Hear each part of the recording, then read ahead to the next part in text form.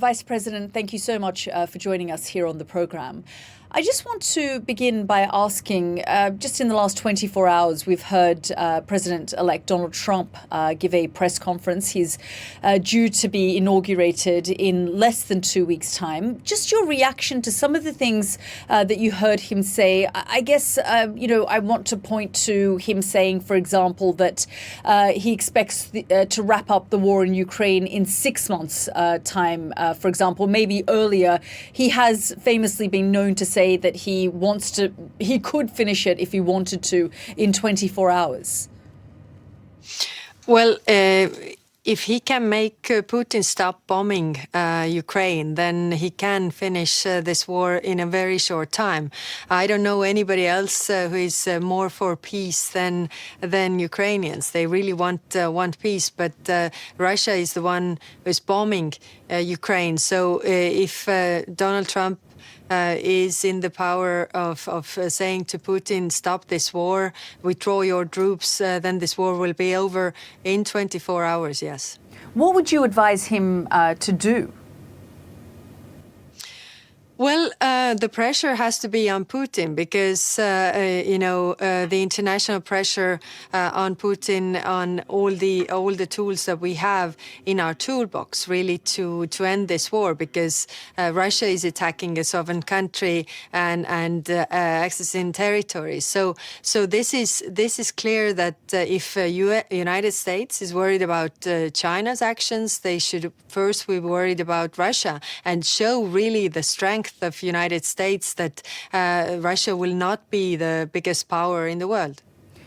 But instead, Donald Trump has said he can understand why Russia has these grievances, especially when it comes to Ukraine, having or getting NATO membership, that he can understand why Russia would feel this way.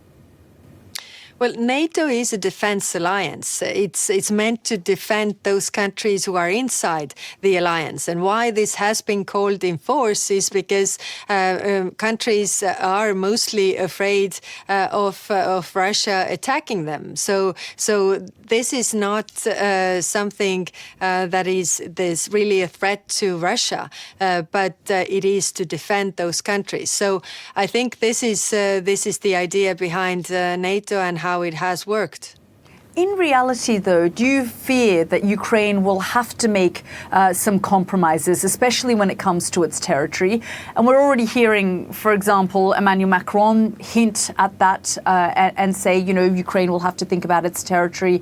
The United States, we're hearing incoming Trump administration officials hint at that as well. Do you think that Ukraine will go to the negotiating table at in a weaker position and will have to compromise when it comes to its territory? Well, of course, it's up to the Ukrainians to decide when they are ready to, be around the negotiation table and what they are ready to agree to around that table. It's up to us right now to make sure that they are strong on the battlefield. The stronger they are on the battlefield, the stronger they are behind the negotiation table. And this is not only important for Ukraine, but it's actually important for Europe. It's also important for the wider international community that the international law that we have all agreed in the United Nations also is applicable. It is the defense for small countries, for example. And I guess we've also heard, which we heard in the first Trump presidency as well, Donald Trump say that he wants NATO, the NATO alliance, countries within NATO, to up their defense spending now to 5%. Your reaction to that? Well, he has been right about defense spending. We should also spend more on defense to make NATO stronger, especially when Russia and Iran, North Korea are bonding up and really presenting threat to the world. So this is clear that we need to invest more on defense. So he has been right about that. And if you look back when he was last president, then the European countries have boosted their defense expenditure. But of course, it's not enough. And I've been saying myself that we need to do more. All those countries who are in NATO need to do more. The trouble with the defense spending is that when you are living in the peacetime, you don't really feel the necessity. But when you feel the necessity, then it's already too late to make the spending. So yes, we need to spend more on defense. One of the things that Donald Trump has said as well is that he's keen to obtain Greenland. What will European nations do if Donald Trump is actually serious about that? And he hasn't, in that press conference, ruled out using military force. Well, I just spoke to the Prime Minister of Denmark, Mette Frederiksen, and she has been very clear about this, that, it's good that the president-elect is recognizing the importance of Greenland in terms of transatlantic relations and also in terms of Arctic. That is a very important region. So this is definitely a good thing. But Denmark and the United States have been good allies. They have had good cooperation.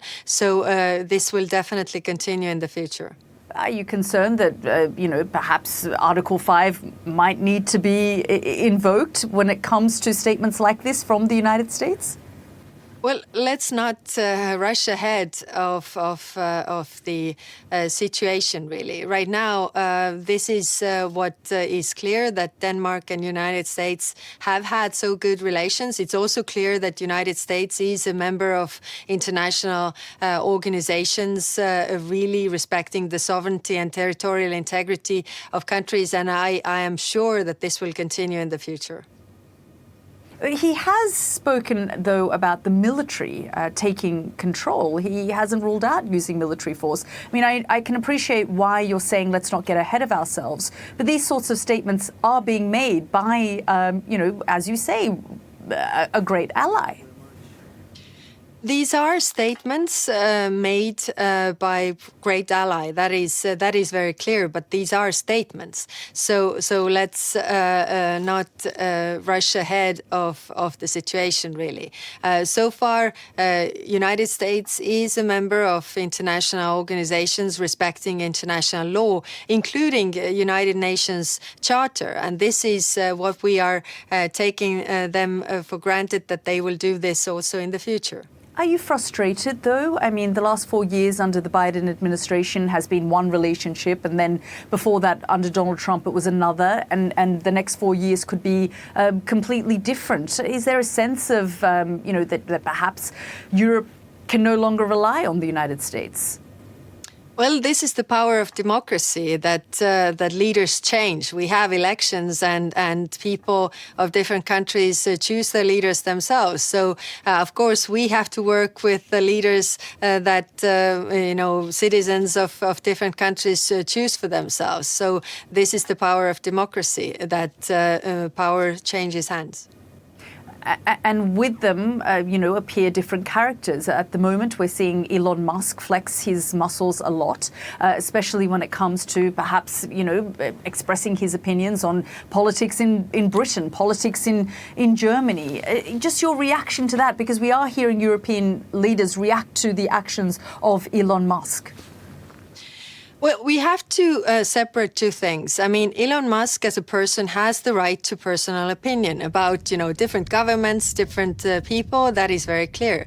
But there's also the digital platform that has a huge power. And there, European Union has rules in place, which is the Digital Services Act. And there are the obligations for the big platforms that the algorithms have to follow. So there is that question of his proximity to the President of the United States. And so are you not worried that perhaps those rules, if there is a form of punishment on a platform like X, could have detrimental relations and an impact on relationships with Donald Trump? But that's why I'm happy that in Europe we have clear rules in place for the big platforms, for the big digital platforms, that we can, there are obligations for the digital platforms, how the algorithms and technology needs to work so that these platforms are not abused. And I'm happy that we have these rules from the Digital Services Act. So I'm sure that if those obligations are breached, there will be also consequences. But I guess Elon Musk is not an algorithm, is he? He's a person interfering in the politics and elections of European countries now. Well, that's why I say Elon Musk definitely is a very powerful person. That is clear. But even powerful persons have the right to their opinion, their own opinion on different governments, for example. The other thing, that's why I want to separate those two things. The other thing is the platform that he's owning. And there the rules also apply as Digital Services Act, for example. Vice President, always good to talk to you. Thank you so much for your time. Thank you for having me.